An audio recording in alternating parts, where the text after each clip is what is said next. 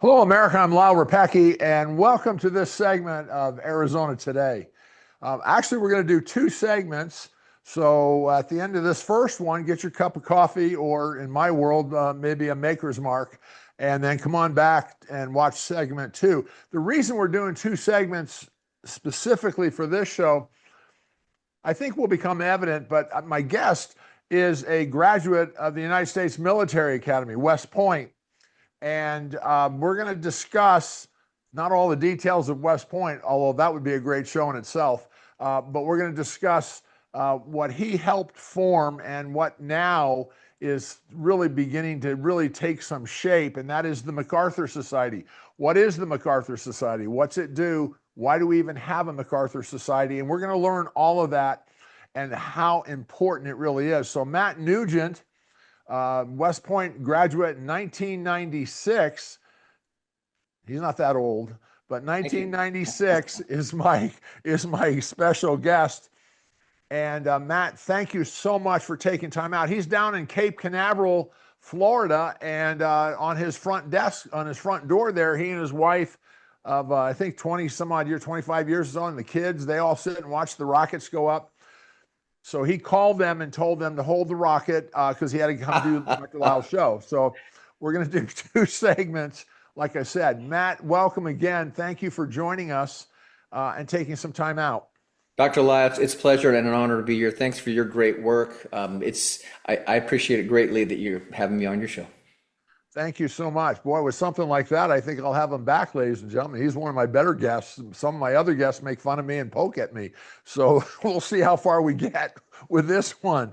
Matt graduated from the Military Academy, United States Military Academy in 1996. He served 11 years in the military, in military intelligence prior to going to the Point, I think for 2 years. And then he went to West Point and then continued to serve. Now, this is what was interesting, and he and I have talked on the phone a half a dozen times over the last week, 10 days, and I was taken back by not only his past, but what he's doing with MacArthur Society, and that's why I wanted to put him on pretty quickly here. He can speak French, Arabic, Czech, Japanese, Spanish, and of course, English. I can do English somewhat. There's still some issues, but I don't want to talk about it. He was also an airborne ranger and sapper school. For those of you in the military, up here in Yavapai County, which is north of Phoenix, as most of my viewers know, we have about 10,000 retired military up here, Matt. It's a lot. Yeah, and they're not all old like Civil War. Oh, that's going to cost me. I'll get a letter on that. We have a lot of SEALs, Special Forces. They've been deployed 3, 4, 5 times, and then of course World War II. Very much, thank you for that. And Korea and other conflicts. We have over 10,000 military in Yavapai County, Prescott, Yavapai County. So they're going to really enjoy this show and meeting you. Matt also, Mr. Nugent went ahead and helped found the MacArthur Society of West Point graduates. And that's what I wanted to talk about. And I think you're going to find, why is that so important if you're in Czechoslovakia? He can speak Czech, but why would you care about that? I think you're going to find out real quickly here. Now, Matt, let me start, if I may, and you pick up on this, because I know you, and this is what caught my attention and asked you to come on. And ladies and gentlemen, we're going to do 2 parts, and then we're going to wait, and we're going to do a 3rd part, and we have a special guest. We're going to try to corner a general and get him on here, because I really think what they have to share and what Mr. Nugent is going to present today is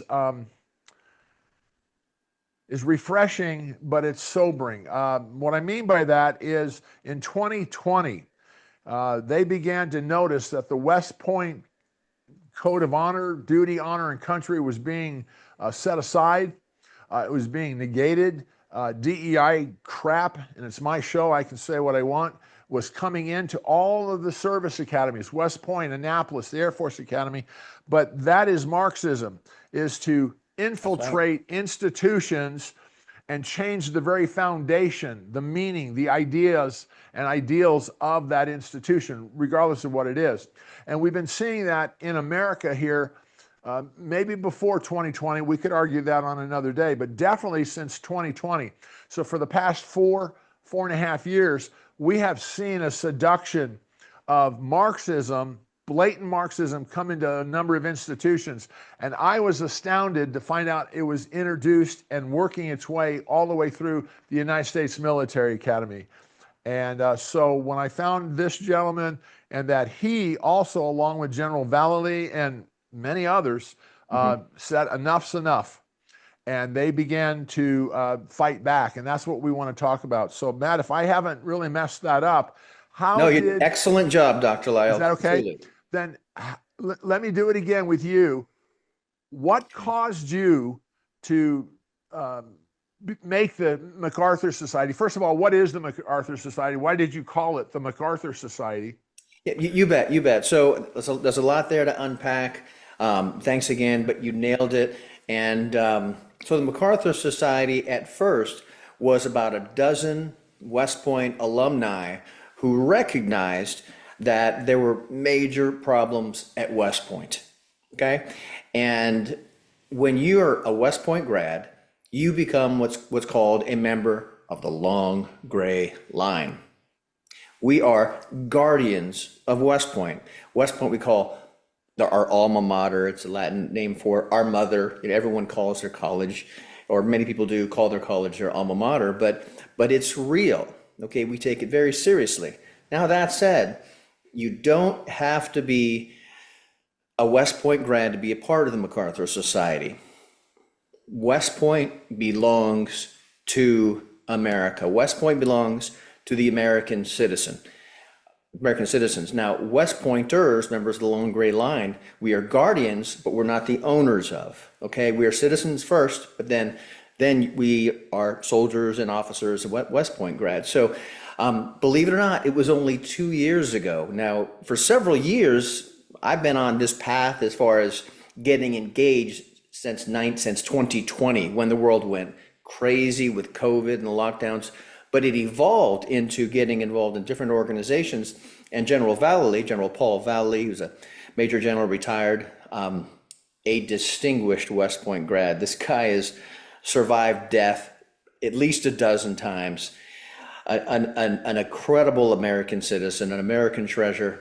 Definitely, it's a great idea to have him on. But he had the idea of, there are a couple of great Service Academy alumni associations out there, but there was none specifically for West Point. And he said, folks, we need to establish one. And we did.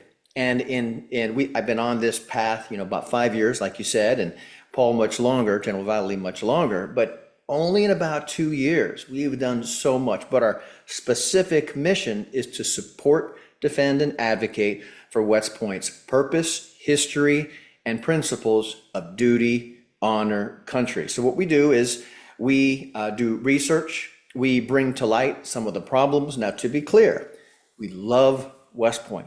We are its guardians. It's our alma mater, okay? It gets a lot of things right, okay? But if you have a 5% problem with Marxism or cancer, you can use those interchangeably, okay, Dr. Lyle? You have a 100% problem. So to be clear, we are not West Point antagonists, okay? We are West Point protagonists. We are here to support, defend, and advocate for West Point's purpose, history, and principles of duty, honor, country. Okay, we want West Point to prosper, to develop leaders of character and virtue who will win our country's wars and carry on through the next century, through this century and beyond. So does that help at all? We're a nonprofit, okay? That's really nice. Now, Matt, why did you choose the name MacArthur Society or MacArthur Society Graduates of West Point? Okay, so excellent question. Okay, so as you may know, MacArthur is, General Douglas MacArthur. He was a 5-star general, World War II. He is one of the most distinguished graduates from West Point. If you go to West Point, it's an American treasure. Every American citizen should go and visit the United States Military Academy at West Point, New York. There's a statue. There's MacArthur Barracks, MacArthur Long, MacArthur Short. I actually lived in MacArthur Barracks. He is a distinguished West Point graduate. Also, the second reason, and a lot of people don't know this, but your audience is going to get to hear it. Y'all ready? Okay. General MacArthur was at one point the superintendent of West Point. Okay. It was about 1919 to 1922, 23, only about 3 years. But the reforms that he made lasted through the end of the 20th century, about the end of 1900s. That's the kind of reform that we need. For him, at his time, it was elevating West Point to the next level of warfare for us. And you gave truly, Dr. Lau, for those of you who know, he jokes, he's humble, but he knows what he's talking about. You nailed it. It is a Marxist infiltration. What we are facing today is, certainly a need for evolution of understanding warfare. Drones are an example, but there's another warfare that we can dig into, okay, that we actually had to wrap our head around, that the entire DOD has been missing for decades. Secretary Hegseth and President Trump are definitely leading it the right direction. And it's called fighting a non-kinetic war, okay, which is Marxism. And I'm going to introduce you to some vernacular, some vocabulary, which will help put things into perspective. So that said, as we proceed, for you to really wrap your head around this, and every American citizen who loves their country needs to understand this, okay? First of all, if you're going to talk about a service academy, you have to look through a military lens. Yes, great Americans, our best and brightest go there and get a college education. We call it an academy because it's meant for a specific purpose, in this case, to become a second lieutenant in the United States Army. So you have to look through a military lens. And I actually brought what I call my Kevlar. For those of you who can see this on camera, I'm holding up my Kevlar. I was a captain when I retired, and if you see in the back, they're cat's eyes, so when you're walking in the woods. And these straps right here, when you do an airborne operation, you secure your chin strap, so when you exit at 140 knots, your neck won't snap back, and you can proceed to go on to the Ranger objective, so to speak. So you have to look through a military lens. And next, I touched on it a little bit, Dr. Lau, you were already talking about it, is called the spectrum of war. The spectrum of war. Now, this concept, an old rusty two-star had to educate us at the MacArthur Society for about a year and a half or so, maybe year and a half. We didn't have the vocabulary, okay? And I'm giving it to you guys here, the spectrum of war. Now, real quickly, and then we'll proceed further and dig into this. The spectrum of war, there are two parts. One is kinetic warfare. We grew up with it, World War I, World War II, Civil War, bullets, bombs, and bayonets, that which can inflict physical harm on other soldiers, on equipment, and, property and buildings, okay? But there's another type of side to the spectrum of war. It's called non-kinetic war. It has different names: psychological warfare, information warfare, and it has many manifestations: DEI, CRT, and our enemy excels in waging. And that's a specific word I chose, waging. It is waged against the United States of America. And a lot of the problems we are experiencing in our society is, in fact, warfare. Okay. Now, a point, and then I'm sure you get to your next question, Dr. Lyle, is people are only getting half of the equation when they say DEI is a bad idea. DEI is more than a bad idea. It's warfare. It's actually both. Okay.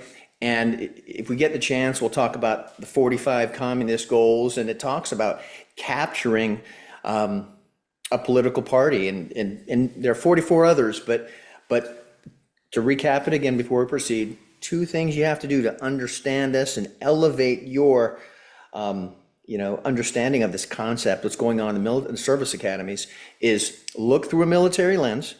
And the second is the spectrum of warfare, particularly non-kinetic warfare. Matt, duty, honor, and country have been the framework of West Point for many generations. That's right. And my understanding is in 2020, maybe a wee bit before, that DEI and the Marxism came in, and that was one of the first things they began to attack to try to remove or neuter in a lot of ways. Can you explain that?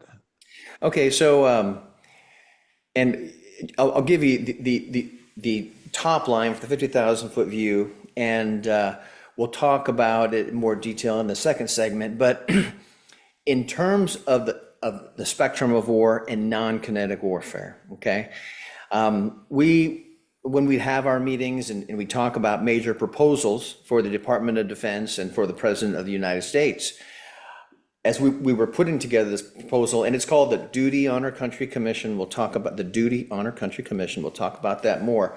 We were trying to wrap our head around what is going on. We experienced problems at our service academies, DEI, and I'll go into it.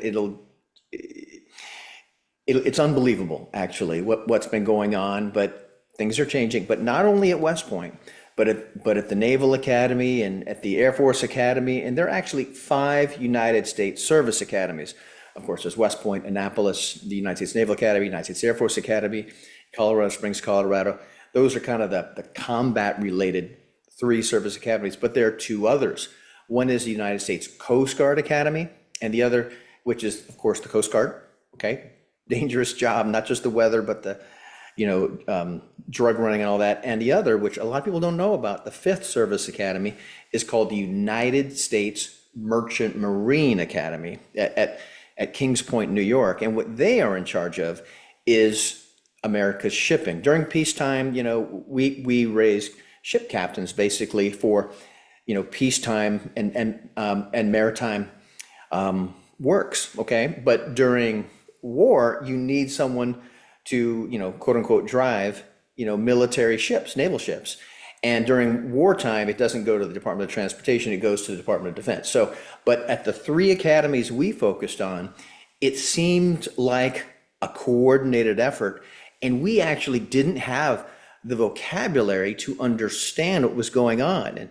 And we said, what is going on here? And we reached out to an old crusty 2-star general, and I could see his face, General Rusty Casey, an incredible West Point graduate. I think it's the class of 1959, actually.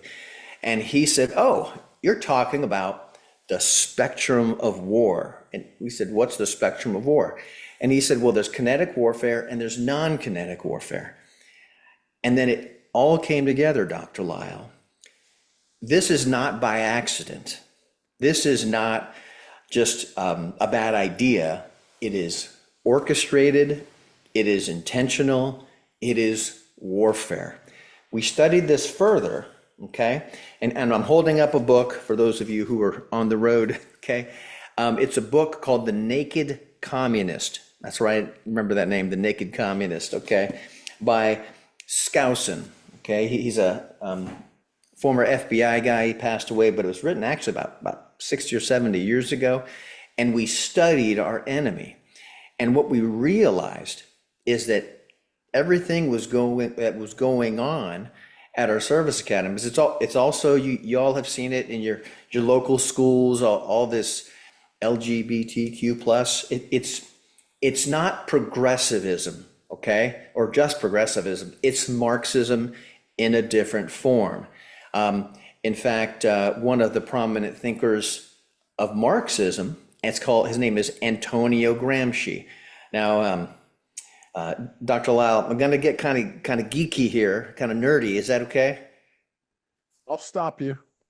Okay. Wait, go ahead. No, go ahead. But so understand that Marxism is the path to tyranny. Okay, right. And the currency is lies. Okay, it's lies and promises that are lies. Okay, now the end point is tyranny. Okay, there are a lot of ways to get to tyranny. People say you're too far left, you're too far right. That spectrum of politics is actually a circle. If you go too far left, if you go too far right, they both meet at the bottom in tyranny. Okay, so that said, Marxism is a form of tyranny. Now, that said, Marx is actually a German. Okay, now the idea of Marxism, the Communist Manifesto, which is one of the facets of Marxism, was kind of imported from Germany into Russia. Now, the way Russia became communist, the vector, if you will, okay, how they delivered this dangerous ideology was through economics. And it was, the lower class against the middle class, okay? It was the Bolsheviks, the Mensheviks. It was a warfare against classes using economics, okay? Well, it worked for now Russia, formerly the Soviet Union, and it became communist. Now, eventually it fell, but that was the vector, through economics. Well, go to the early 1900s, and there was a man who lived around that time. He was an Italian named Antonio Gramsci. Antonio Gramsci, bad guy, okay? He understood the United States, and he understood the United States was different from Russia. Because the United States was prosperous, we had a strong middle class, and really in America, because it's the land of opportunity, the vector of pitting the lower class against the middle class wouldn't work, because people had land, they had opportunity, and it wouldn't have worked. So he postulated that, hey, if they are going to be successful getting communism into the United States and make it turn into a communist country, they would have to do what he called a march through the institutions. It would have to be an ideological warfare. That was the vector, through ideology, not economics. And what Marxism always has to do is to create a victim and an oppressor. In Russia, the oppressor was the middle class. The victim was the lower class financially.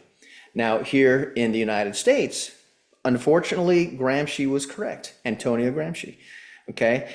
And our enemies understood us, okay? They understand us. And it happened. In fact, if you remember Nikita Khrushchev, he's the guy who got his shoe out the United Nations and pounded it on. For those of you who remember that, he said to the United States, "We will bury you." There's another quote attributed to him. Some people say he did, some people say he didn't. He says, "The children of your grandchildren will be communist, and we won't even have to fire a shot." What he talks about is warfare. Remember the spectrum of war, folks. There's kinetic warfare and non-kinetic warfare. What did Gramsci say before Khrushchev was even around? He said it has to be a march through the institutions. It's non-kinetic warfare. Going back to DEI again, is it a bad idea? Yes, it's a bad idea. What is it also, folks? It's warfare. Now, why do I keep saying that?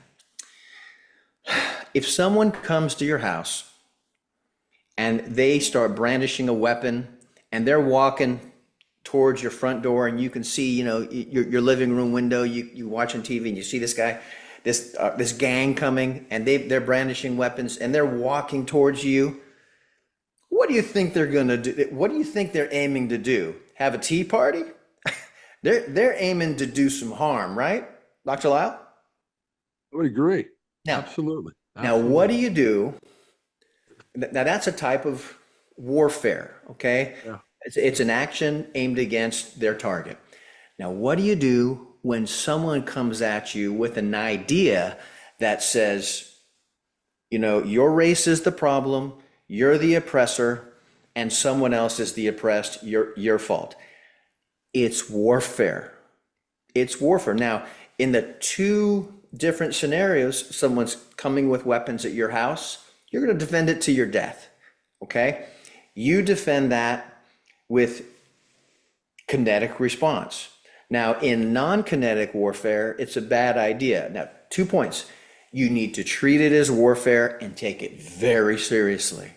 Now, what do you do? Do you go to arms and you take out the people trying to espouse these destructive, tyrannical ideas? No. You do what Reagan did. You do what Trump is doing.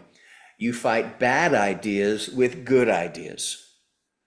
You fight bad ideas with good ideas. And that's why I appreciate you so much, Lyle.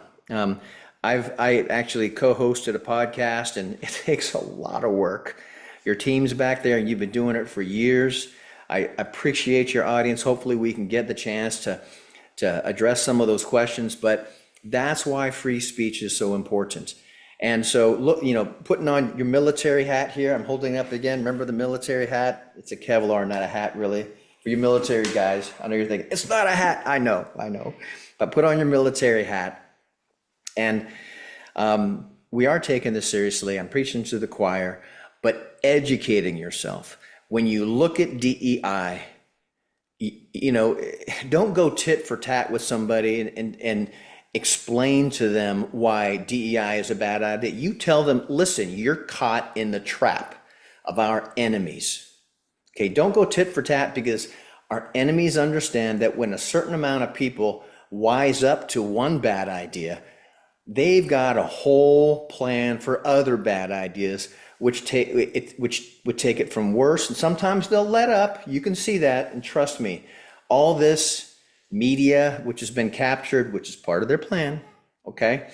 It's all very well orchestrated. And that's what we figured out at the MacArthur Society. So there's a lot there for you guys to kind of go through. Questions so far, Dr. Lau? No, I think that's fine. We'll pick up on this on part 2. Ladies and gentlemen, this is an introduction to not just the MacArthur Society, which is unique in itself, but what's taking place here in the United States, in my opinion, and my guest agrees. We are seeing and have seen the infiltration of Marxism in the United States for a number of years, in my opinion. And I've written on this, I've spoken on it, other shows we've discussed it, and it's become full bore. And now we have a gentleman in the White House that's trying to fight it back, push it back, and it's overwhelming. He's not perfect. I don't want a note saying, well, you support Donald Trump so much that you don't think that he can't walk on water. I don't think he can walk on water, but I've had notes telling me that he has a blind spot here, or look what he's done here, or why hasn't he done that? There isn't a perfect person around except the Lord Jesus Christ. And I'm going to tell you, ladies and gentlemen, Donald Trump is not perfect, but you show me anyone other than Reagan, I would say, that's my opinion, it's my show, who came close to not only addressing what my guest is saying about DEI and all the Marxism, but also putting America first. We haven't had that, both Republican or Democrat. And that's what Trump's doing. When I came across Mr. Newgent, I was taken back. And it was only a couple of weeks ago, I think, Matt. I was asked several months ago to sign on and participate quietly with the MacArthur Society. They have a monthly meeting, and they come on air in it, and they have guests and briefings. And it was General Valley and someone else that asked me to come on, and I said, well, no, I wasn't West Point. And they said, no, but we know you, and so we want you on. So I went on, and I very quietly would sit and listen, and then I'd check out real quickly because I didn't want to answer any questions, and I was afraid that they'd ask something, and I'd be all embarrassed. This gentleman was on a couple of weeks ago, I think it was, Matt, and he led the discussion. And then I think you left for another meeting, and a general took over. Then I had to leave before the show was over. But in the first so many minutes listening to my guest, Matt Newgent, he talked about to the group that was assembled, we need to get some real true answers out, some real true information out, and explain really what is the MacArthur Society and what are we doing? And how do we need to begin to push back against Marxism? And that really caught my attention. He left, then I had to leave. And afterwards, I got a note or a questionnaire, who are you? What did you take out of this and all that? And I hesitated because I was a little embarrassed because these are really top-notch folks. But I shared, and then Mr. Nugent called me or emailed, and we talked. Ladies and gentlemen, I don't discuss this. I just have not. But I had an appointment to West Point. I went to a military academy for 4 years in high school, and maybe my editor will put up a picture of me because I can at least show off a little bit, Matt. Against you. This is a real West Point graduate, ladies and gentlemen, 11 years service. And so I'm not trying to mimic that at all. Please don't think that. But I looked pretty good my senior year. I was the battalion. Well, you said so too on the phone with me. You look sharp. Nice gig line and everything. You said, yeah, you look pretty good. I was the battalion adjutant in my academy, 7th and 8th grade, and 4 years of high school, had 360 cadets, which was a fair size, in Carlsbad, California, Army and Navy Academy, north of San Diego, just south of Oceanside. And I was the battalion adjutant, and I was also president of the Honor Council, pattern after West Point's, where a cadet does not lie, cheat, or steal, or tolerate a cadet that does. And I had an appointment, and I turned it down. I was afraid I would not make it through the academy. I haven't discussed this in my life, really. I was not good like Mr. Nugent's great in math and engineering and all this stuff, and he speaks 25 languages or 50, I don't know. I barely can get through English a lot of times, and I was afraid I'd flunk out of the point. I've been to the point a couple of times for June week, Mr. Nugent, and I was very humbled and very honored that I had the opportunity for my appointment, but I was afraid I'd fail. And I grew up in a family where you did not fail. Now, I had to deal with that later, ladies and gentlemen. So I turned down my appointment and went to NAU, Lumberjacks, and played football up there for a year until I got hurt. But when I listened to this gentleman and had just the privilege of being a silent part of the MacArthur Society, what they were doing and meeting and discussing, I was really taken back. I really was. We're glad that you were there, Dr. Lau. And I wrote my little questionnaire at the end, what I was doing, and I was not trying to mimic or imitate. In essence, I said, I don't belong with all of you because of what you're doing and who you are.